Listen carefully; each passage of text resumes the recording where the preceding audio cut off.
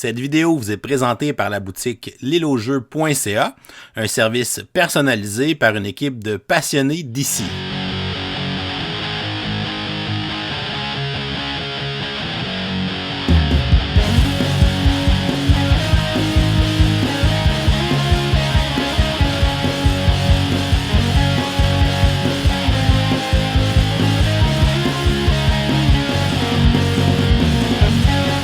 Salut les gamers, bienvenue après ça à Board Game, j'appelle David. Aujourd'hui à Board Game 101, je vous présente le jeu Trekking Through History, un jeu qui est édité par Underdog Games en 2022, qui ont fait une campagne Kickstarter.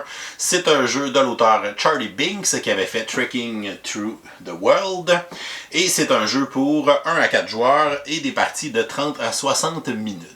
Le but du jeu va être d'accumuler le plus de points de victoire. On va se promener à travers le temps pour visiter des événements historiques importants et aller apprendre de l'expérience qui va nous permettre de compléter notre carte d'itinéraire. C'est un jeu de draft de cartes, de collection d'ensemble, avec lequel on va avoir un système d'action avec une piste de temps. Et c'est toujours le joueur qui est le plus en arrière sur la piste de temps qui va pouvoir faire son tour de jeu. Alors, Trekking Through History, je vous montre comment on joue, ensuite je vous dis ce que j'en pense.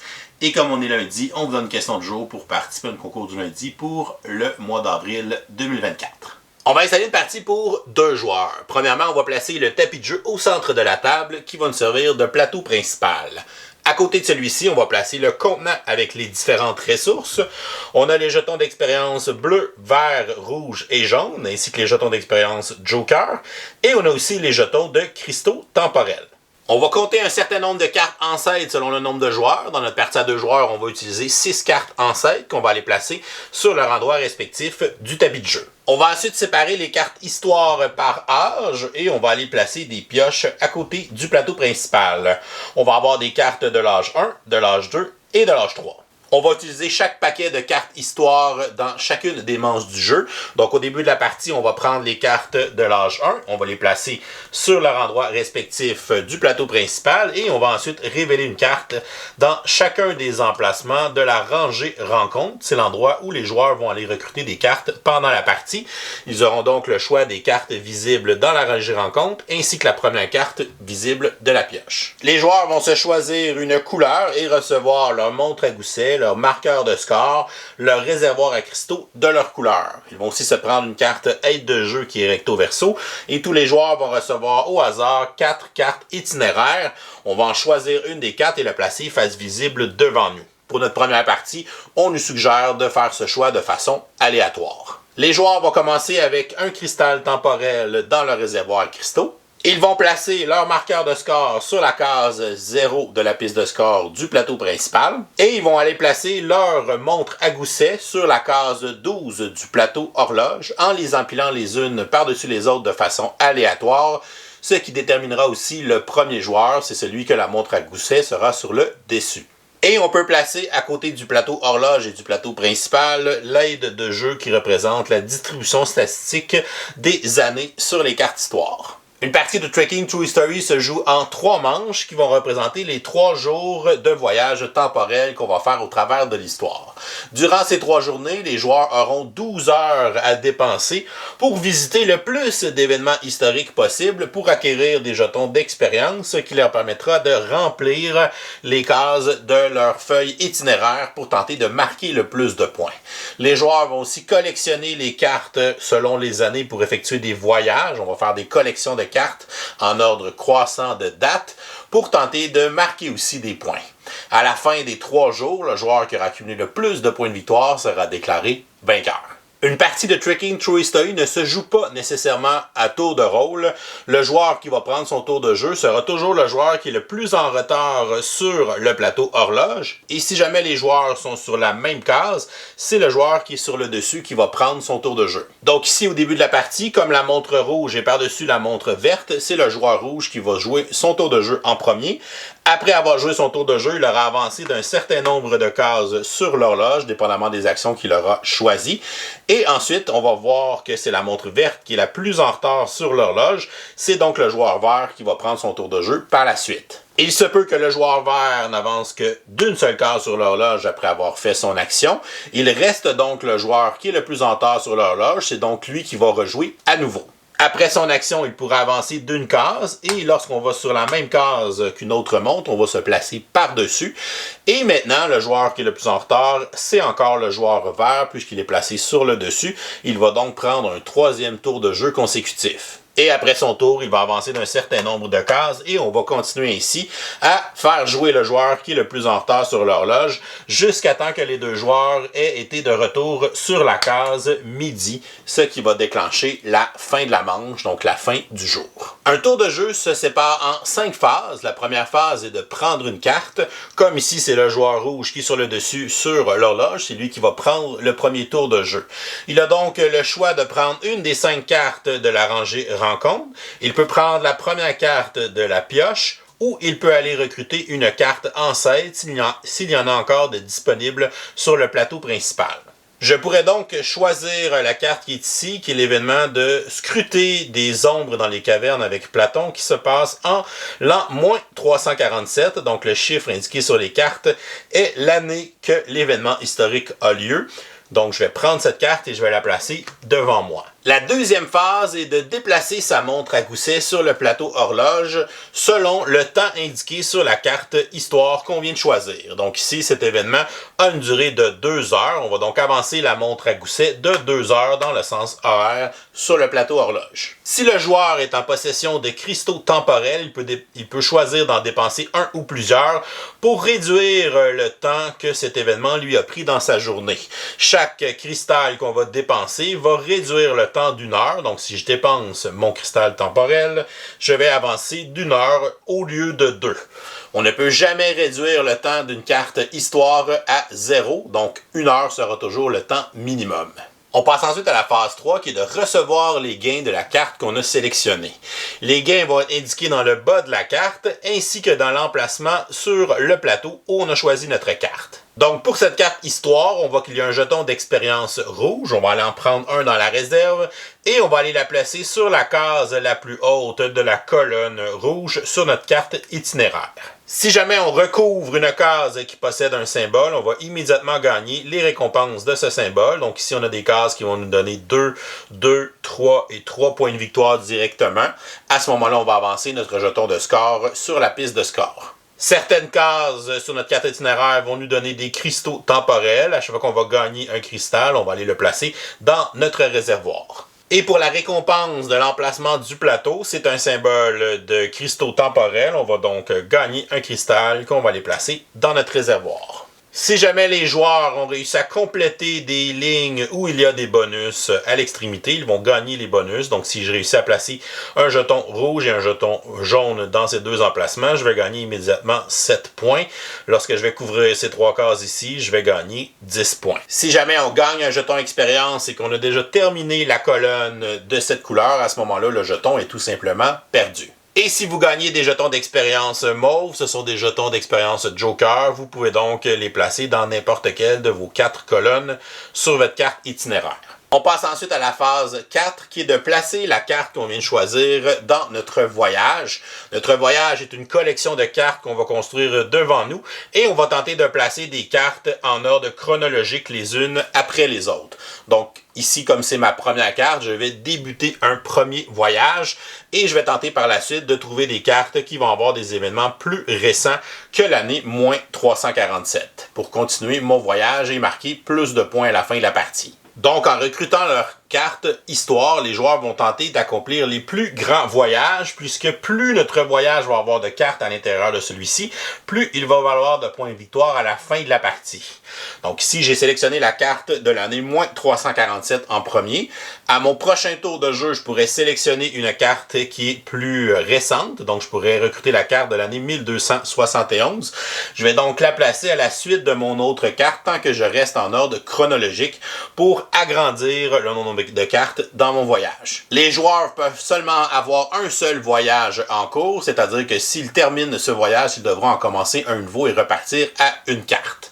À mon prochain tour de jeu, je pourrais recruter la carte de l'année 1300, ce qui est encore en ordre chronologique dans mon voyage et qui me permet de continuer ce voyage. À mon prochain tour de jeu, j'ai sélectionné la carte de l'année 1690, qui est encore une carte en ordre chronologique pour mon voyage, qui est maintenant rendu à 4 cartes.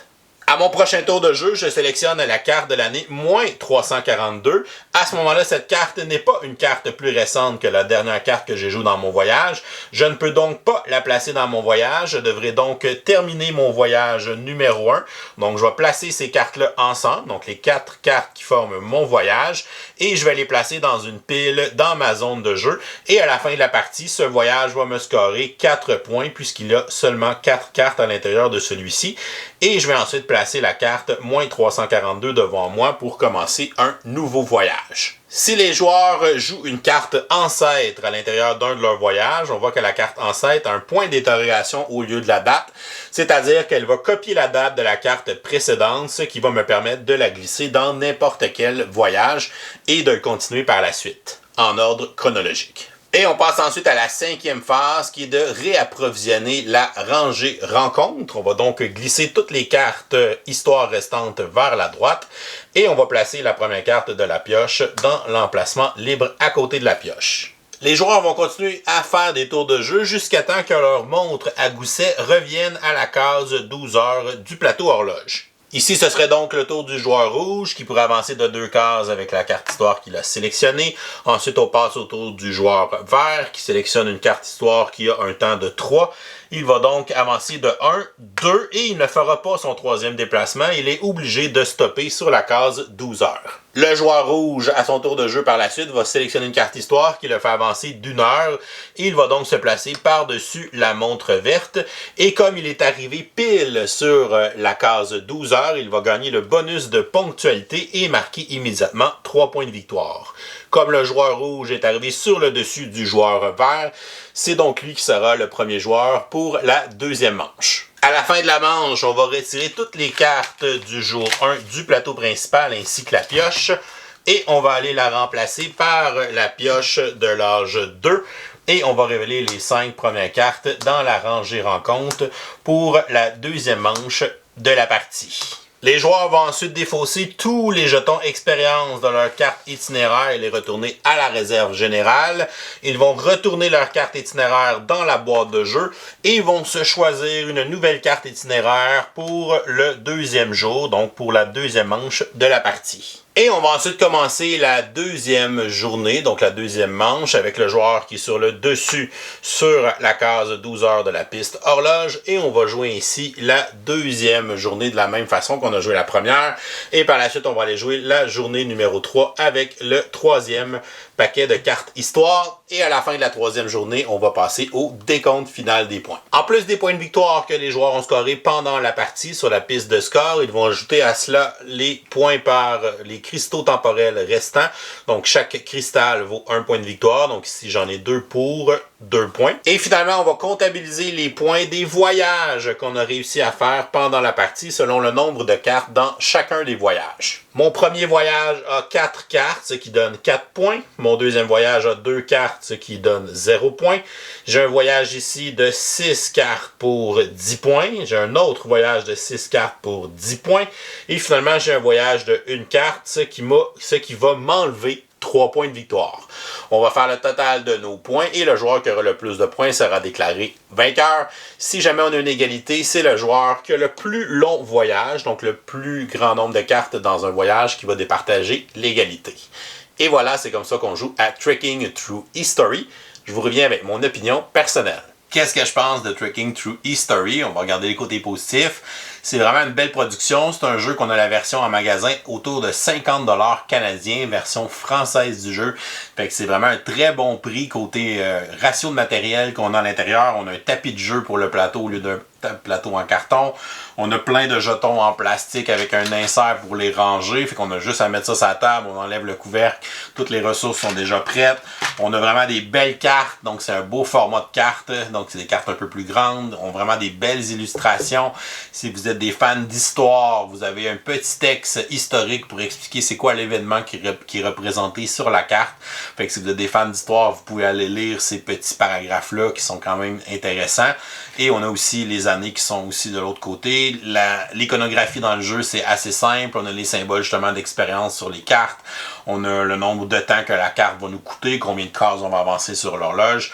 Donc on s'y retrouve vraiment très facilement. Donc c'est vraiment très bien fait au niveau du design, simple, épuré. On a un livre de règles qui est efficace, donc bien ordonné, tout ça. Donc c'est facile à prendre le jeu, c'est facile s'y référer s'il y a quelque chose. Donc vraiment des bons exemples à l'intérieur du jeu. Si vous êtes des fans de statistiques, vous avez aussi la distribution statistique des années dans chacun des paquets. Donc, paquet de la journée 1, de la journée 2, de la journée 3, pour voir à peu près est-ce qu'il existe des cartes plus anciennes que la carte que je viens de jouer parce que je veux continuer mon voyage. Fait que là, c'est quoi mes probabilités. Fait que bref, tu peux jeter un coup d'œil à ça, puis ça peut te donner une idée du nombre de chances que tu as d'avoir des cartes qui sont en ordre chronologique de celles que tu viens de placer, en regardant un petit peu ce qui est sorti du côté des autres joueurs, en regardant ce qui est sur le plateau aussi. Fait que c'est quand même intéressant pour ceux qui sont des fans de statistiques. Fait que vraiment une belle petite production dans son ensemble, puis un jeu qu'on peut se procurer à un coût très abordable. On a un bel insert de rangement dans la boîte, ce qui est souvent dans la version magasin versus une version Kickstarter, on perd ça. Mais là, on a conservé cet atout-là, fait que c'est vraiment très très bien, un beau produit pour 50$ en magasin. Si on rentre dans le gameplay, c'est un jeu qui est très très simple, c'est un jeu qui est très familial, les règles sont pas complexes à digérer, c'est facile à apprendre, c'est facile à expliquer aussi. Ça s'explique en environ 5 minutes, il n'y a pas beaucoup de règles, donc on peut rapidement tomber dans l'action. Ce que j'aime le plus dans le gameplay, c'est les petites montres avec la piste d'horloge, donc le système d'action. Un système d'action qui peut nous faire penser à un jeu comme Patchwork, dans le sens qu'on ne joue pas nécessairement à tour de rôle, mais c'est toujours le joueur le plus en arrière sur la piste de temps qui va jouer. Fait que ça, j'adore ça, les systèmes de temps comme ça me fait penser à des jeux comme Tokaido aussi. C'est des jeux qui m'offrent des belles opportunités stratégiques, dans le sens que des fois, je voudrais telle carte, mais là, il faudrait que je prenne cette carte-là avant pour que ça puisse glisser, puis que ça s'en aille dans un bonus qui est plus intéressant pour moi. Et là, en prenant une carte qui coûte un temps, mais là, je vais arriver par-dessus un autre joueur, ça va me permettre de rejouer un deuxième tour de jeu tout de suite et aller chercher la deuxième carte qui a glissé dans l'emplacement que je voulais. Fait que ça, je trouve ça intéressant d'analyser ce petit système-là d'action qui va nous ouvrir des belles opportunités des fois pour jouer 2 ou même 3 tours d'affilée pour aller chercher justement les bonus qui nous intéressent, les cartes qui nous intéressent, puis faire justement progresser nos voyages en plaçant des cartes en ordre chronologique. Fait que ça, j'adore des systèmes de tours d'action avec une piste de temps, puis c'est encore très bien utilisé dans celui-là. C'est un jeu que le côté collection d'ensemble est quand même sympathique. On va collectionner des cartes pour aller chercher des ressources qui nous permettent justement d'aller compléter les colonnes de notre carte itinéraire puis de marquer des points. Et on a aussi le côté collection d'ensemble dans les voyages qu'on va essayer de faire, dans le sens qu'on va essayer de recruter des cartes qui sont en ordre chronologique pour avoir les voyages les plus longs possibles, qui vont aussi nous donner des bons bonus de points à la fin de la partie. Fait qu'on a une double collection d'ensemble, à la fois pour les jetons d'expérience sur notre carte, puis à la fois pour les années, pour faire les collections là, en ordre chronologique. Fait que ça, c'est quand même sympathique. Si vous êtes des fans de collection d'ensemble, on retrouve bien là, cette mécanique à l'avant-plan dans le jeu. Une fois que vous aurez joué une première partie, on va vous dire d'aller ouvrir le paquet de cartes de distorsion temporelle.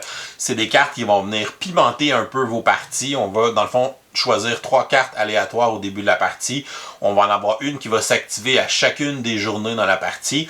Puis c'est une carte qu'on va placer au milieu du plateau horloge. C'est soit une carte qui va avoir une règle et qui va affecter tout le monde tout le long de cette manche-là, ou c'est une carte qui va offrir une action à chaque joueur. Donc, chaque joueur va avoir un jeton de sa couleur qu'on va pouvoir aller placer sur cette action-là. Chaque joueur peut aller la faire pendant la manche. Puis, c'est une action qui va marcher un peu différemment là, selon ce qui va être indiqué sur la carte. Il y a quand même pas mal de cartes de distorsion. Fait que ça peut quand même donner une belle variante à chacune de nos manches. Donc, chacune de nos parties peut avoir sa petite saveur à l'aide des cartes de distorsion temporelle qui sont quand même sympathiques. Et finalement, vous pouvez y jouer en solo. Donc, on a un mode solo dans lequel vous allez combattre l'historien, genre d'automa, assez simple à gérer. Puis, il va avoir aussi ses propres cartes d'itinéraire qui sont un peu différentes des nôtres. Donc, on va avoir ça pour les joueurs qui aiment y jouer seuls. Pour les côtés négatifs, c'est pas le jeu qui a le plus d'interaction. La seule interaction elle est assez indirecte, c'est dans le draft de cartes qu'on fait sur le plateau. Donc oui, on peut aller chercher une carte avant un autre joueur, mais au final, on a quand même beaucoup de possibilités. On a aussi les cartes ancêtres qu'on peut aller chercher des fois si on veut vraiment continuer un voyage puis qu'il n'y a aucune carte qui a des dates qui nous intéressent. Fait qu'on n'est quand même pas nécessairement trop bloqué par les autres joueurs. Donc si vous voulez des jeux un peu plus interactifs, je pense que vous ne retrouverez pas d'interaction à votre goût dans Trekking Through History. Sinon, pour le thème du jeu, je trouvais vraiment cool le thème du jeu, le fait de voyager dans le temps, d'aller visiter des événements historiques, je trouve ça très cool comme thème de jeu, mais honnêtement, dans celui-là, c'est tout simplement un thème très très plaqué, donc on le sent vraiment pas le thème à l'intérieur du jeu. Oui, si je prenais le temps de lire les petits paragraphes historiques derrière chacune des cartes, peut-être que je m'imprégnerais un peu plus du jeu puis de l'effort qui a été fait derrière ça. Mais quand on joue au jeu, c'est vraiment le niveau mécanique. On va aller recruter la carte, je regarde juste la date, je lis même pas le nom de l'événement. Oui, il y a une belle illustration et tout ça, mais je trouve qu'il n'utilise pas son thème au maximum, donc ça aurait pu être un jeu un peu plus thématique, qui aurait pu nous faire vivre un peu plus ces aventures-là, puis le thème du voyage dans le temps, puis de revivre des histoires. Fait que je trouve que le thème il est quand même très plaqué dans le feeling qu'on va avoir en jouant au jeu. Et sinon, au niveau des décisions stratégiques qu'on a à prendre pendant la partie, je trouve que souvent, notre décision, elle est très télégraphiée. On regarde les cartes qui sont disponibles. Je veux continuer mon voyage, je vais aller chercher cette carte-là parce que c'est une des deux seules qui peut continuer mon voyage. Puis je vais aller chercher celle qui a la ressource que j'ai besoin sur ma carte itinéraire. Puis c'est pas des grosses décisions déchirantes qu'on prend tout au long de la partie. Fait que j'ai l'impression que souvent, c'est très télégraphié ce que tu as à faire dans ton tour de jeu. Fait que des fois, on dirait que tu es comme un peu sur le pilote automatique. T'as pas l'impression de prendre des décisions puis d'être investi tant que ça dans le jeu. Fait qu'on dirait qu'il manque un petit quelque chose, il manque un petit punch pour ça, justement, que ce soit un peu plus corsé, un peu plus de tension à l'intérieur du jeu, pour sentir que tes décisions sont pas tout le temps faciles à prendre. Donc, c'est ça. Fait que j'ai l'impression qu'il manque un petit peu de punch au jeu. Et c'est pour toutes ces raisons que je vais donner une note de C à Trekking Through History. Un jeu qui, je pense, est correct. Un jeu qui a vraiment une belle production, une belle présentation visuelle, qui on dirait qu'il veut nous vendre un super bon thème, mais au final, on le sent pas tant que ça. Puis oui, le côté, les règles sont simples, c'est facile à embarquer dans le jeu, mais on a l'impression que c'est pas si satisfaisant que ça en y jouant. Pendant qu'on y joue, j'ai l'impression que mes décisions sont vraiment sur le pilote automatique. Fait que j'ai pas de temps à me creuser la tête puis à avoir un choix un peu déchirant entre telle ou telle carte ou d'essayer de bloquer mes adversaires pour telle raison. Fait que on dirait que le jeu tourne un petit peu fade pour moi. Mais si vous avez quelque chose de ultra léger, ultra simple, puis qui a quand même une belle présentation, puis qui est seulement autour de 50$ en magasin, mais ça peut être un jeu peut-être qui va vous intéresser. Et voilà, c'est tout pour aujourd'hui. Oh, c'est vrai, on est lundi. On va donc vous donner une question du jour pour participer à notre concours du lundi pour le mois d'avril 2024, dans lequel vous pourrez gagner le petit jeu Faraway. Donc la question du jour est la suivante. Quel événement historique aimeriez-vous aller visiter si vous pouviez voyager dans le temps? Donc, pour rester dans la thématique du jeu, écrivez-nous la réponse en commentaire YouTube sous la vidéo pour enregistrer votre participation. Et on vous souhaite bonne chance à tout le monde pour le concours. Si vous nous supportez aussi sur Patreon pour au moins 5$, vous avez une participation automatique à chaque lundi. Donc, je vous souhaite une excellente fin de journée et continuez de gagner.